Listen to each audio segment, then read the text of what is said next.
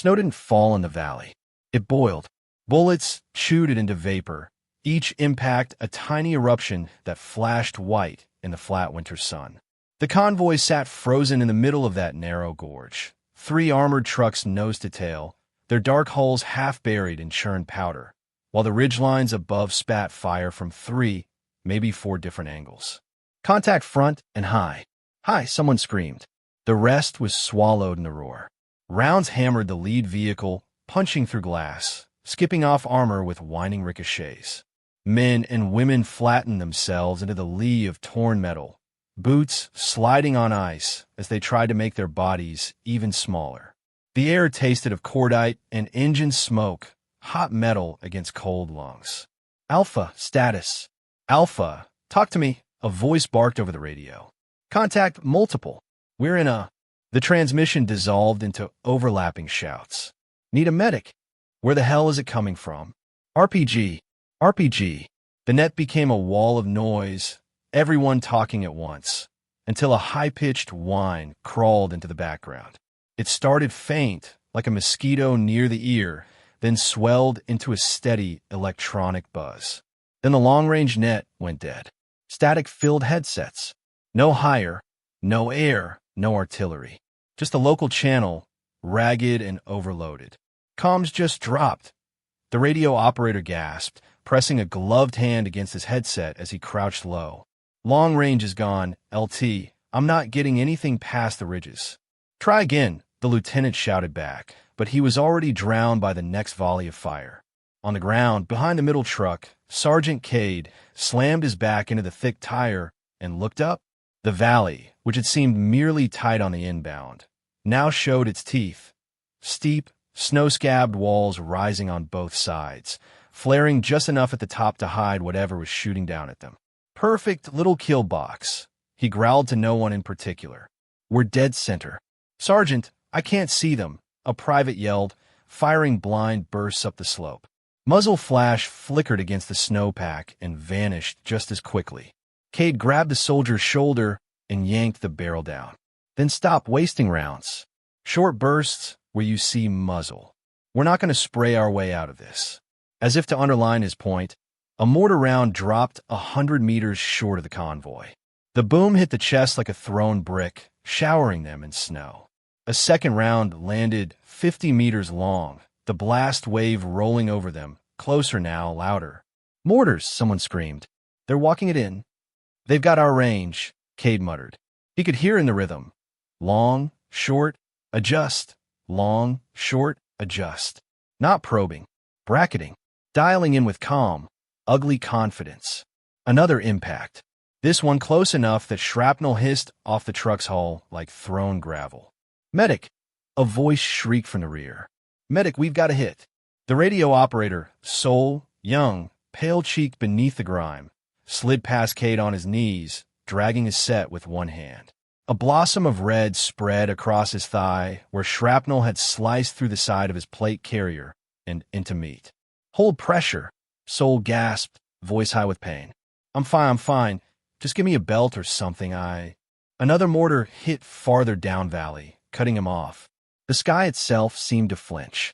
Above them, the enemy fire never wavered. Short, controlled bursts from different elevations and distances, overlapping but never stepping on each other.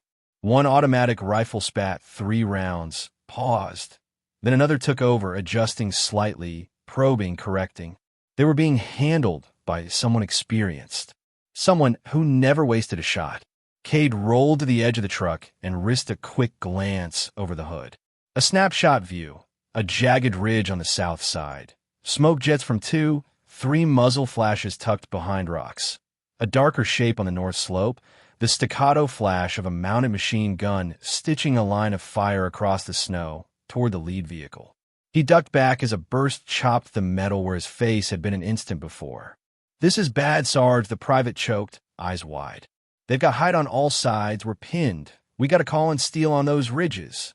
With what a wish. Cade snapped. Long range is dead. They're jamming us, or the rocks are eating everything. Then at least warn the farm. We're going to drag this right into... He never finished. The next mortar round landed close enough that the concussion punched the words out of his mouth. Snow exploded, a white curtain blotting out everything. For a moment, sound disappeared beneath the high, ringing whine in everyone's ears. Then, through the haze came another sound. One single, flat rifle crack. It cut across the valley like a snapped icicle. Clean, precise, nothing like the more ragged, echoing volleys the enemy was sending down. It was a disciplined sound all by itself.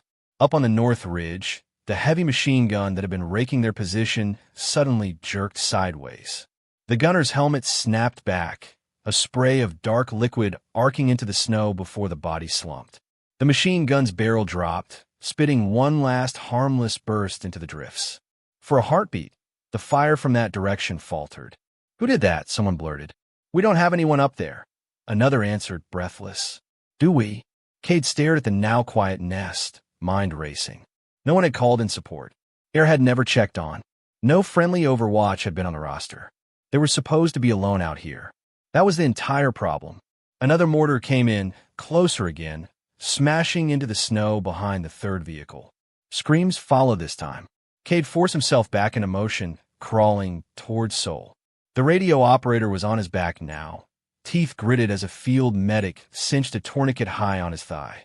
Blood seeped through fingers and cloth. "Talk to me, Sol," Cade ordered. "You getting anything on any net?" "Locals up," Sol panted. "How about the platoon loop?" "Everything else." He tapped the long-range antenna. Tiny arcs of static crawled along its length. "Something's sitting on us." I raise higher and it just hums. It's like they're smothering the signal. Another burst of automatic fire chewed into the truck's engine block, sending sparks flying. The engine was long dead, but the rounds didn't care. "They're cutting us," Cade said, piece by piece. Beyond the convoy, the valley bent toward the open plain, and just outside that mouth, a dark smudge of human-built structure hunched against the white. The farmhouse. Thin smoke curled from its chimney, impossibly fragile against all the violence. "LT," someone yelled. "We can't call fire on those ridges without risking the farm.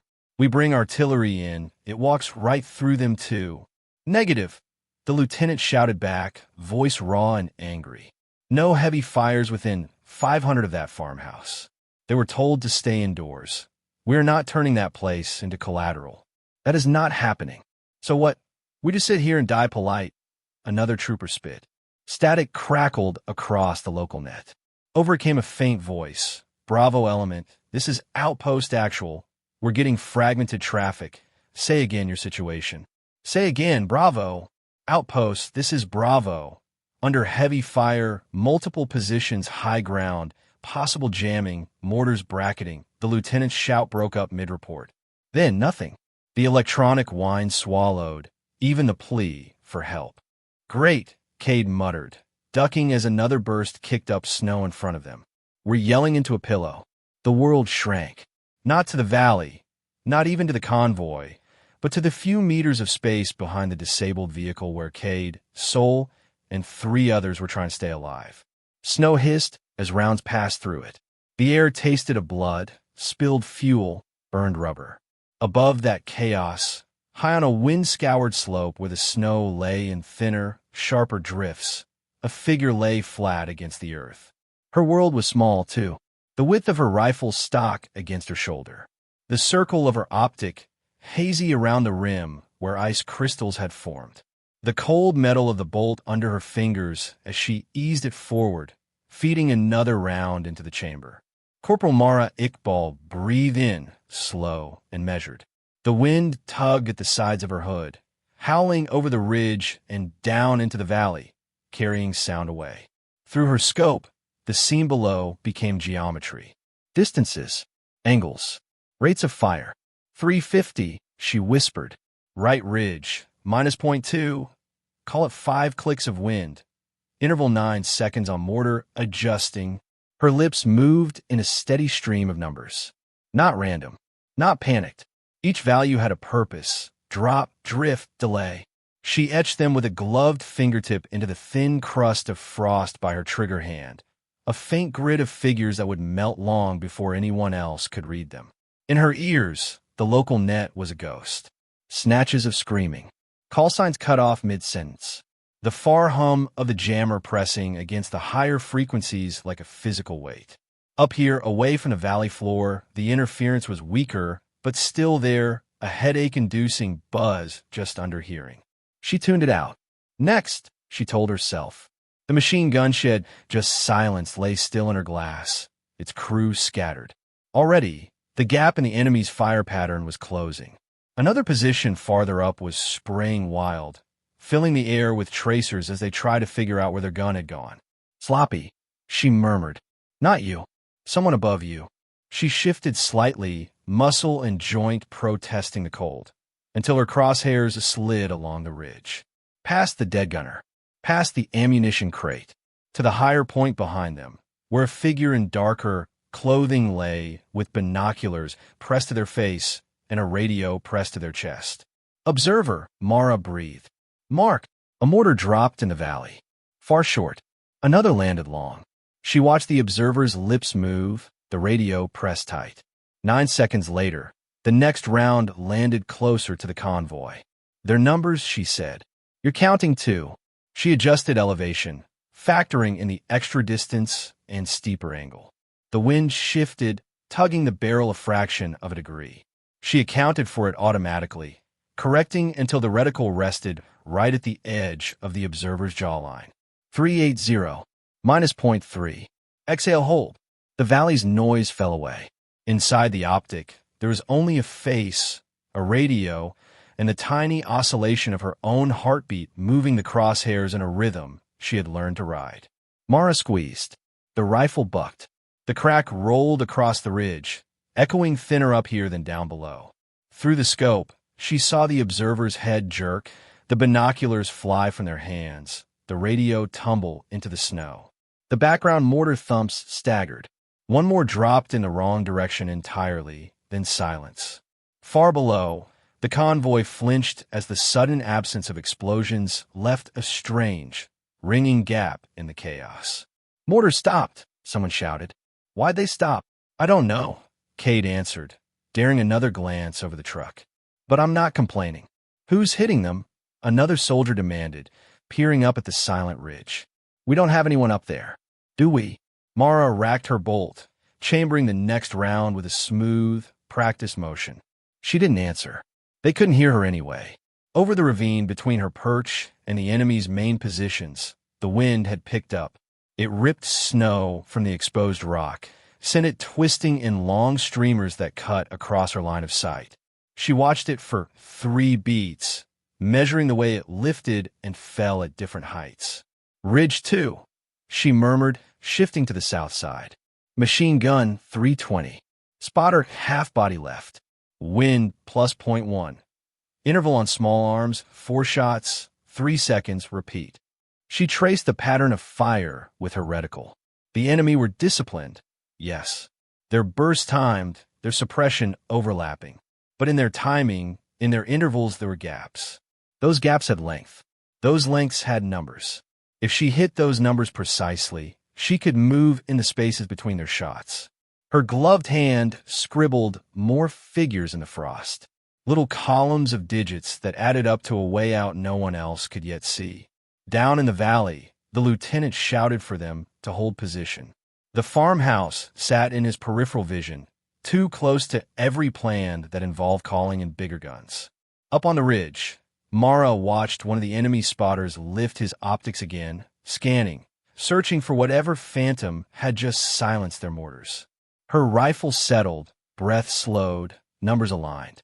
Hours earlier, a distant, calm part of her mind thought, they didn't think any of this would matter. They didn't think I would matter. She squeezed the trigger again. The spotter crumpled. The patrol below lived another 30 seconds because of it. They didn't know why. Not yet. They would. Just not before the valley tried one more time to bury them all. 3 down, Mara whispered, cycling the bolt once more. 5 visible. Unknown total. Jamming source unconfirmed. Interval 42 minutes to encirclement completion if they keep their current pace. Her numbers painted an invisible clock over the valley, and it was ticking against them. Let's rewind A narrator would say, if this were a film instead of real, frozen hell. Because hours earlier, no one believed the quiet corporal on the perimeter would be the one to get them out alive, and no one understood what the numbers meant. The valley and its gunfire washed out in a rush of white. Dawn came late to the mountains. First, the sky in the east turned the color of old steel. Then the peaks got a faint edge, a suggestion of shape against the paling sky. Only then did the light finally touch the snowfields, rolling down from ridge to ridge until the forward outpost rose out of darkness like a ship surfacing through clouds. The place wasn't much. A string of low prefab buildings huddled behind berms, radio masts scribbling lines against the sky, a ring of concrete barriers half buried in drifts. Beyond it, the land fell away into a tangle of valleys, white arteries, veined with dark rock and sparse pines, running toward a jagged border no one had agreed on in decades. Inside a green canvas tent that puffed warm air into the cold, a young lieutenant stood before a wall map and tried to look more confident than he felt. Winds coming in from a north-northwest, he said, tapping the chart with a gloved finger. Storm fronts pushing into the higher ridges by late afternoon. We've got a 6-hour weather window to get in, recover the package, and get back before this entire grid disappears under cloud and ice. On the benches around him, 15 soldiers listened in various states of alertness. Some cradled steaming cups, their breath mingling with a rising vapor. A few pretended not to be shivering. The drone went down here, the lieutenant continued, pointing to a red X at the mouth of one of the valleys. Surveillance package on board. Data core is ruggedized, likely intact, but if hostile forces get to it before we do, they get not just our imagery, but metadata on our routes, our response times, everything. Hire wants it back in our hands, not theirs. Any sign they're moving on it yet? Sergeant Cade asked. Last we saw on the feed before it dropped was a few heat signatures closing from the far side of the border. Since then, the lieutenant shrugged. We've had radio intercepts, but no eyes on. Assume they're looking. Assume we're not the only ones racing today. He flipped a laminated overlay onto the map. Main route takes us up this valley, he said, tracing a line that wound along the base of the ridges. Gentler grade, more cover, but avalanche risk has spiked in the last 12 hours.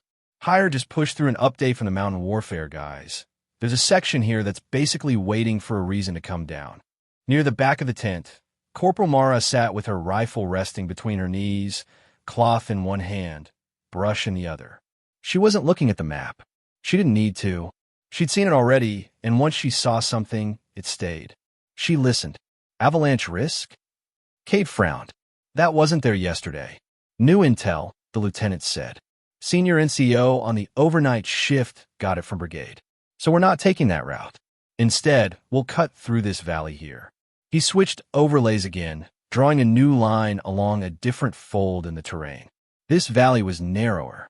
The walls were closer together. On the map, the topographic lines crowded over each other like teeth. It's a little tighter, yes, the lieutenant conceded. But the ground is stable, and it's faster. Less distance from the outpost to the crash site. One of the squad leaders grinned. Shortcut. I like shortcuts. Mara's cleaning motion slowed. She lifted her eyes from the rifle and studied the new path. The valley ran almost straight for 2 kilometers before opening toward the crash location. Its sides rose steeply, with intermittent shelves and rocky outcrops that, on the map, were just little ticks. In real life, they would be perfect spots to lie behind a rifle or a recoilless launcher. She raised her hand. The lieutenant noticed after a moment and nodded. Corporal, that valley. Her voice was quiet, even. The walls are steep, very steep. No alternate egress beyond the mouth and the far end. If someone is already there, on the shelves, you're walking into a converging field. You need pre-clearance, overwatch, or... We'll have our own guns, Corporal. One of the other soldiers cut in, a half-smile in his tone. And a sniper.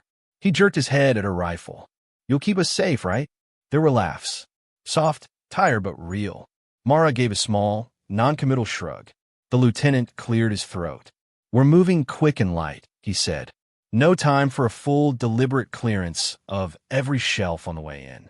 Our time frame doesn't allow it. We've run the math. Mara's eyes flicked back to the map. The math, she repeated softly.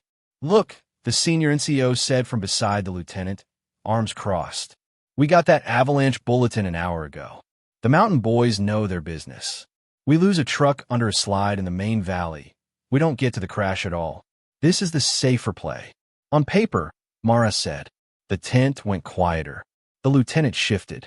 Corporal, your concern is noted, he said, using the tone of someone who didn't want to fight. We'll adjust our intervals and spacing in the new valley. We'll stay sharp, but the route is set. Understood.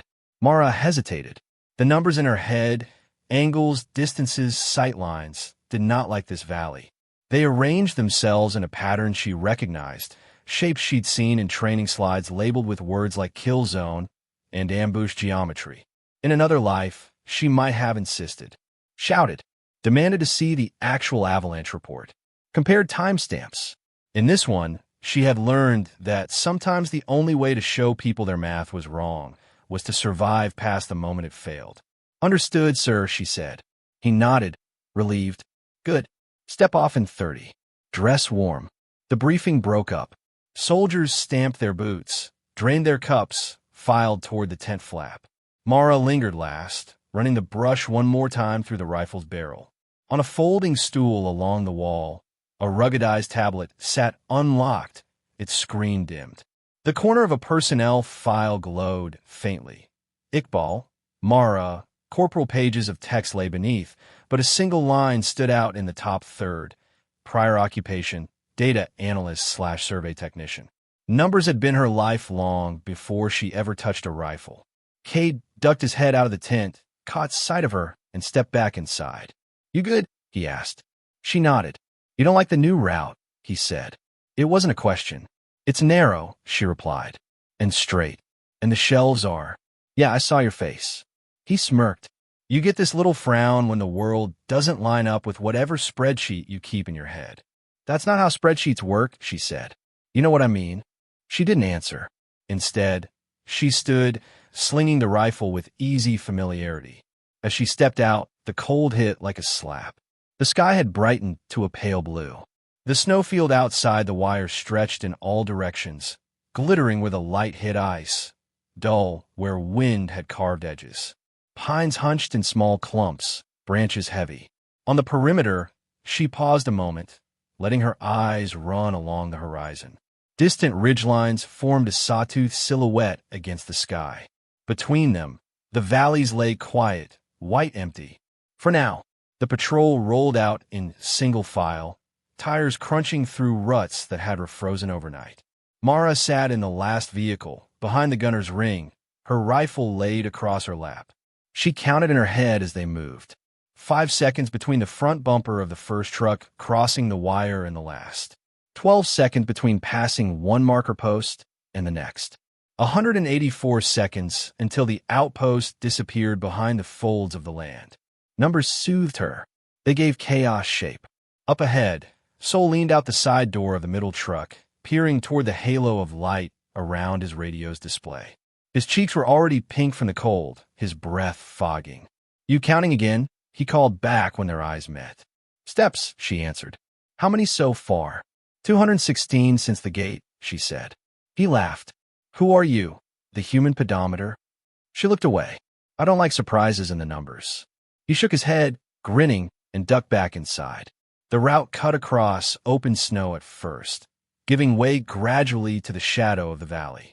The sun rose higher, but the walls climbed faster, stealing the light. As they rolled, Mara's gaze kept flicking to the slopes. At first, she saw nothing but rock and ice. Then, as they pushed deeper, she saw the shapes beneath the snow. Old fighting positions, half collapsed but still there if you knew what to look for. A line of stones in a rough arc here, a depression with a higher lip on the downhill side there. Places where someone once had scraped a shallow scrape into the earth to lie behind with a rifle and wait. They passed 3 such positions within the span of 100 meters. Interesting, she murmured. What? Cade asked from his spot by the rear hatch. Nothing. She filed it away.